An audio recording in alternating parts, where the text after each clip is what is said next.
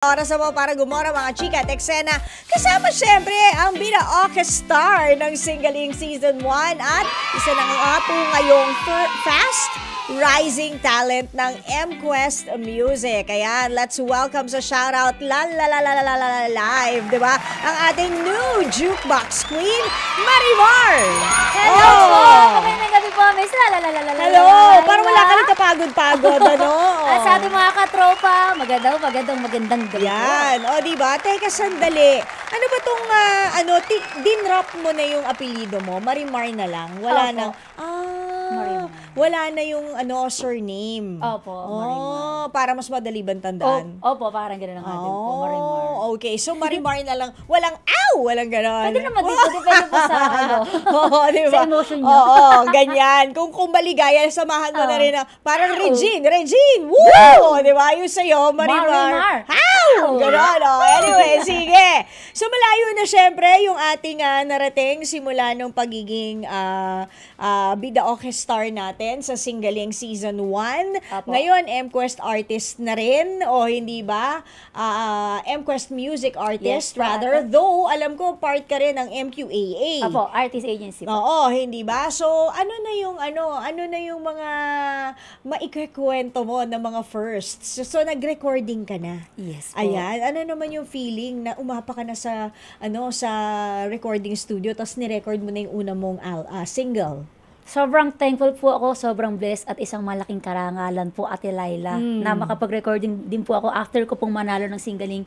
Sobrang dami pong opportunities po and mga doors, mga gates na nag-open. Pati warehouse na buksan. Simula po nung nanalo po ako, kaya sobrang grateful po talaga ako sa mga na-experience ko po na dati hindi ko po talaga na-experience. Yun. Tapos medyo may nag-viral pa.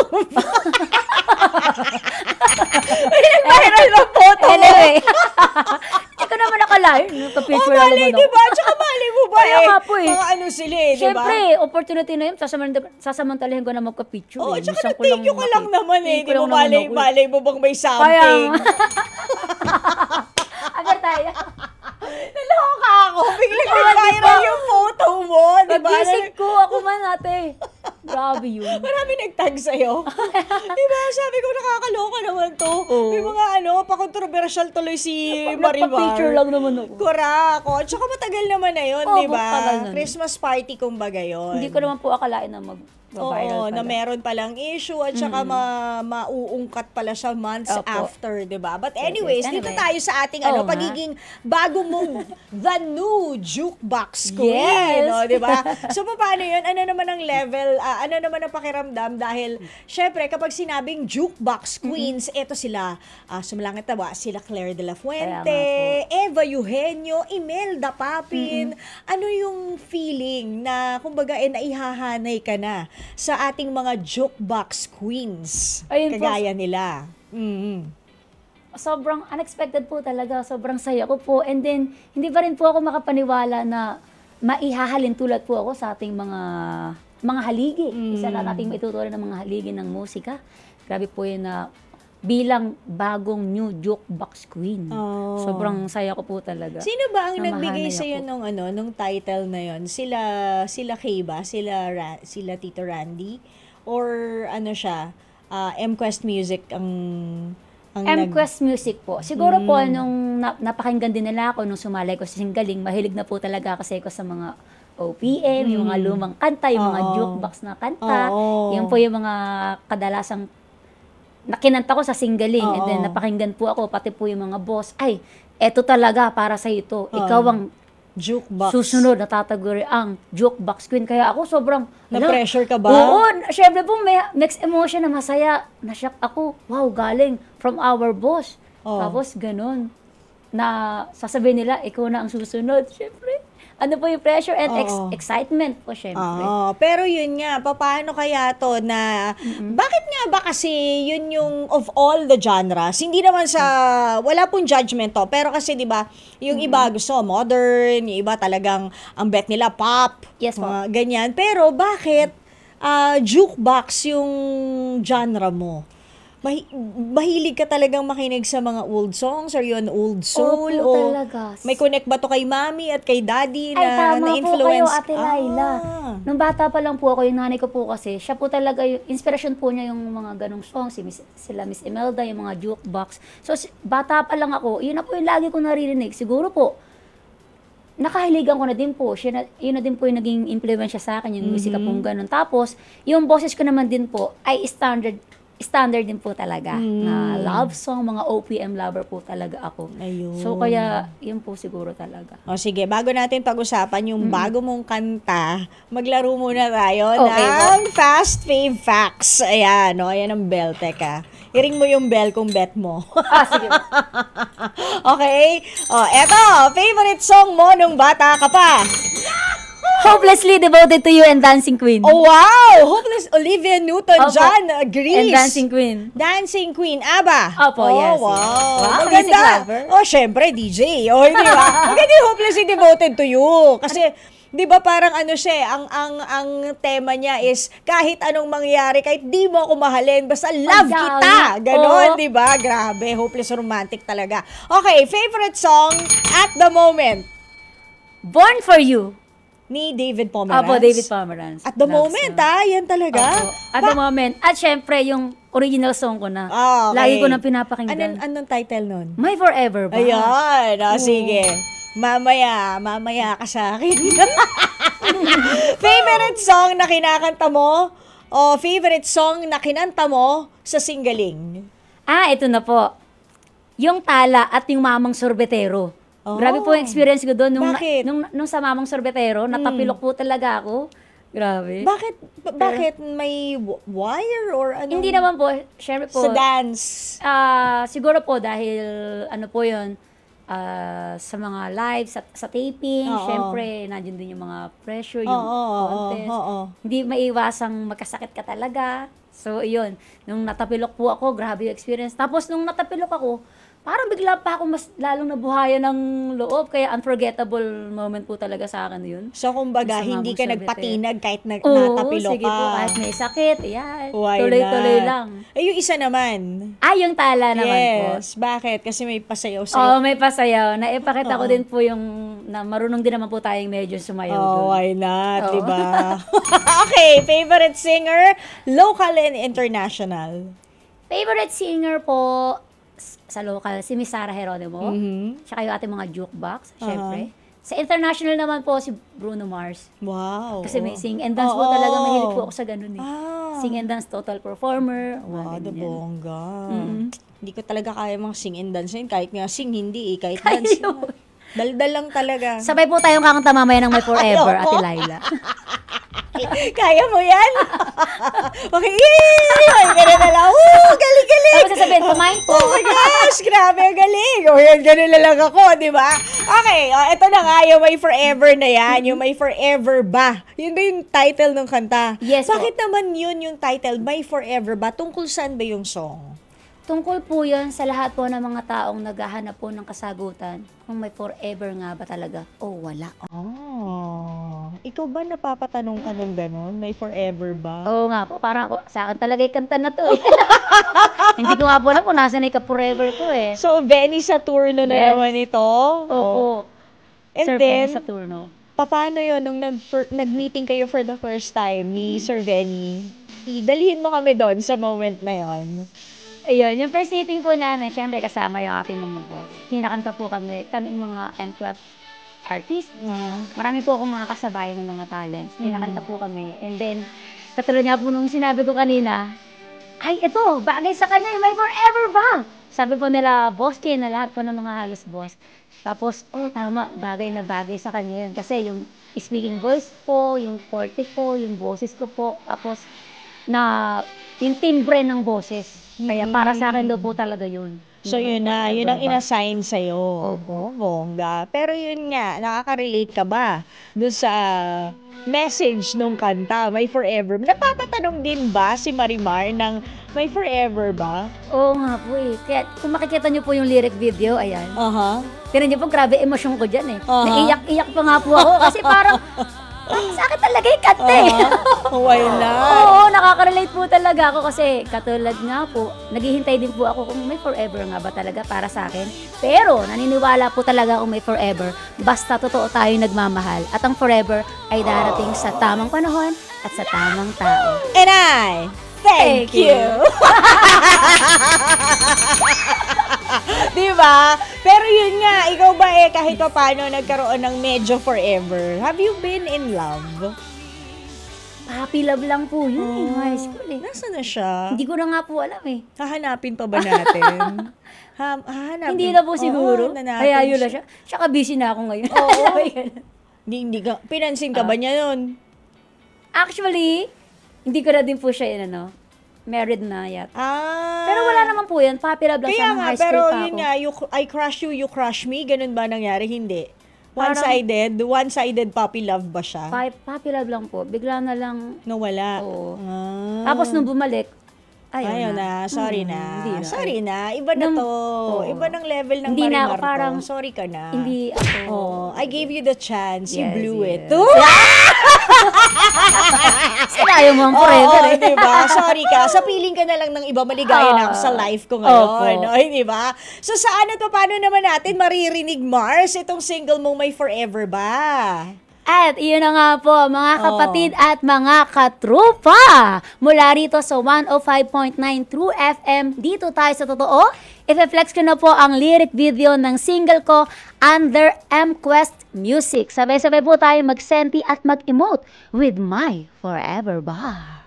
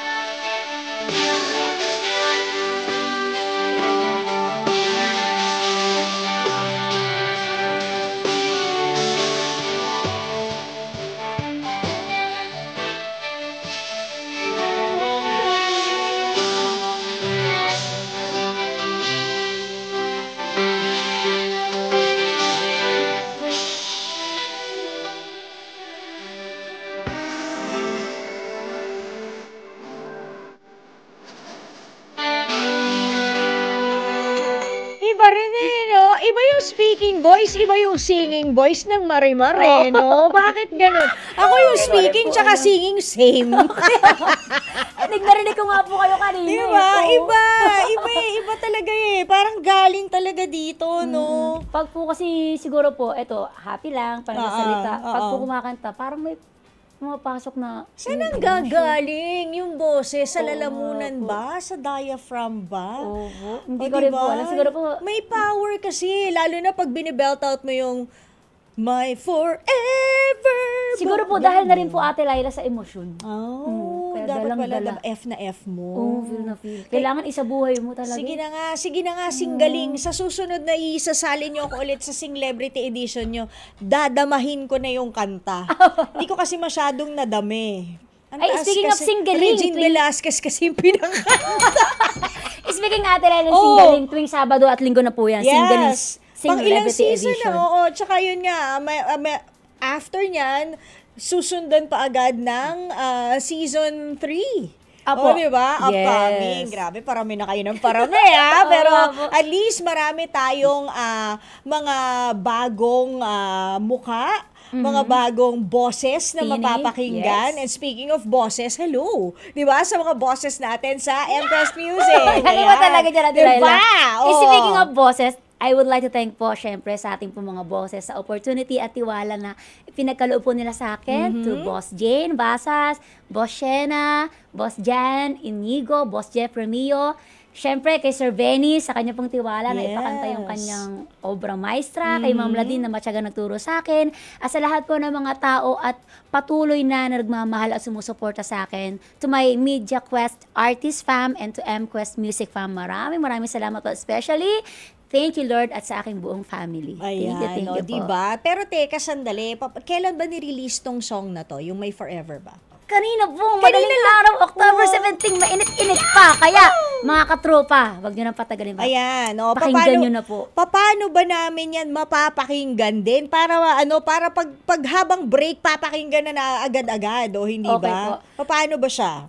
Mapapakinggan nyo po yan, available na po sa lahat po ng streaming platforms. Syempre, may QR code din po, at especially sa Spotify, YouTube, and then sa pre-save, Apple Music, nandyan na po lahat. Ayan, add to playlist, add to favorites, i-add to cart nyo na yan. Naku, pakinggan nyo na po mga katropa. And dahil di po kayo magsisisi, napakaganda po ng kanta. Sana magkaroon na rin kayo ng ng compilation album. Ikaw, si Kit, and si Carmela. Sana po masundan yung music namin. Oo, tapos meron kayong Christmas jingle para masaya. Ikaw ba kakanta ng Christmas Station ID? Abagan! Yes! Kasi mag-shoot na kami sa Monday. Ano ba yan?